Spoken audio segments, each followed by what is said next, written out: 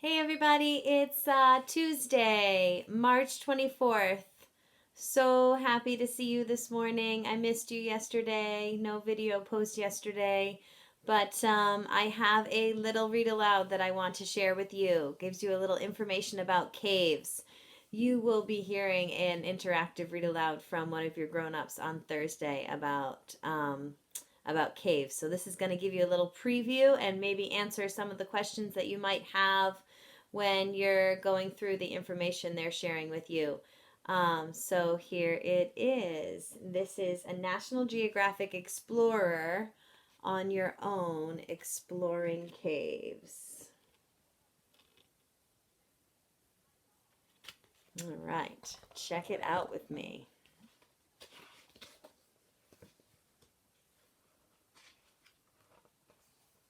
Weird and wonderful caves. Caves may seem quiet and peaceful, but they're alive with movement. Caves are more than tunnels. They're habitats or places where plants and animals live. Frogs, snakes, and many other animals call caves home. Most caves are made when water and chemicals form an acid. The acid slowly dissolves or wears away the rock. Over time, a cave is formed. The acid can make amazing shapes in a cave. Listen for the words stalactite and the words stalagmite. Right now you're seeing some of those in the caves. Life in a cave. And I see 3, 4 living things, 5 living things on these pages that must live in caves. I see a snake. Touch your nose if you see the snake. I see a spider. Touch your nose if you see a spider. I see a cave cat. Touch your ear if you see a cave cat. I see a ghost bat. Flap your wings if you see a ghost bat. And I see a crayfish. Snap your claws if you see a crayfish. All right, up here is that cave cat. Bobcats are among the many creatures you might see in the entrance of a cave. These animals enjoy the cave's cool air and shelter from the weather. So life in a cave. After a cave is formed, animals move in. To learn about them, we will explore Mammoth Cave. It's the cave in Kentucky, and it's the largest cave on Earth, where about 100 animals live. Cave dwellers are usually called troglodytes. Can you say troglodytes? Nice. They live in many parts of a cave. Some are near the cave's opening. Some race around in the dim tunnels. Others live in the darkest rooms, and each area forms a different habitat. Into the dark. The cave opening is called the entrance zone.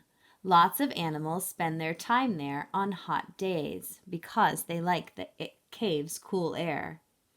Other animals live deeper in the cave in the twilight zone. The twilight zone is beyond the cave's mouth. Here the light is dim. The air is cool. Spiders crawl about.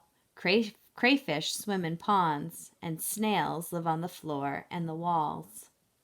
Beyond the twilight zone, deeper into the cave, lies an even dimmer area, the dark zone. Down in the ground, bats are probably the best known cave critters. This ghost bat lives in Australia. Deep and dark. The dark zone lives up to its name. It's always dark.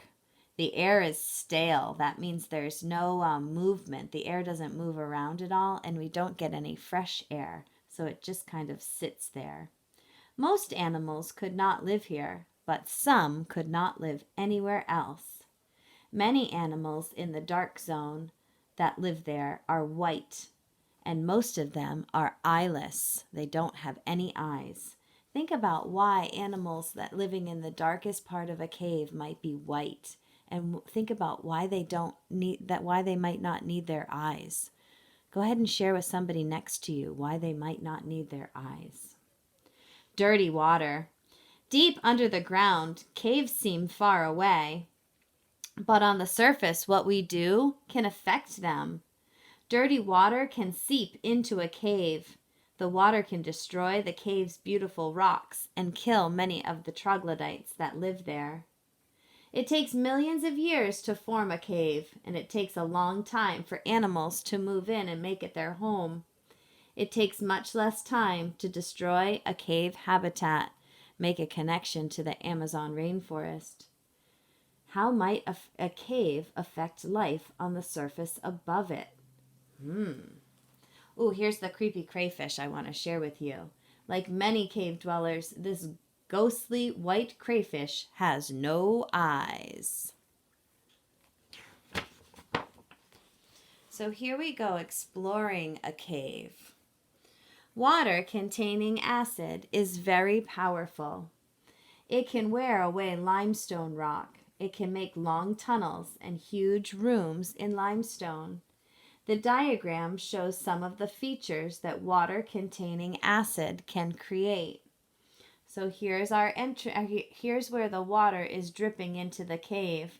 The water that contains acid is wearing away the rock and forming a cave. In here, the water collects, and we see rock formations dripping from the dripping from the ceiling and rising up from the floor of the cave. Stalagmites rise from the cave floor. Drops of water leave limestone specks on the ground. So I want you to imagine that you are sitting in the sand of Skakit Beach and all of the tide has gone out. So all that's left are the sand flats, and you're sitting and you've dug a hole where you've gotten a little bit of water, and you've decided you're going to let the sand and the wet muddy sand slip out of your fingers and make a drippy castle. These are what stalagmites look like, building up from the bottom of the floor of the cave. A passage is a tunnel that's cut through the limestone by water and acid. A chamber is a large room where all the rock has been broken away. And we know the word chamber from when we went into the pyramids. We know that the sarcophagus is buried inside the burial chamber of a pyramid. Here's that other word, stalactites. Stalactites hang from the cave ceiling. They form when water evaporates, leaving bits of limestone behind. So this all kind of drips down, and the water gets broken up and sucked back into the air, and it leaves behind kind of like a little icicle made of rock or limestone. A column. A column forms when a stalactite and a stalagmite meet, and it's joined together from the top of the cave, or the top of the area of the cave, to the cave floor. Wow, be a smart caver. Exploring a cave is fun. It can be dangerous too. So here are a few things that all cavers need to know. Choose the right cave. Some caves can be easy to explore, and others take a lot of skill and practice. Choose a cave that matches your skill level. So think about it. Would you want to choose one that's really hard on your first cave exploration, or would you want to choose one that's a little bit easier so you could get used to it? Be prepared and get permission before going into a cave. Then be sure to bring the right tools with you. Make sure to stay on the trail. Caves are fragile. You can be easily destroyed. One wrong step could harm the cave, so hike only on the trails. Have fun. Caves are full of beauty, so make the most of your trip. Plan carefully, pack well, and enjoy your adventure. Going underground, the right tools and careful planning help people enjoy the features of the cave. Here are some of the tools that can help you.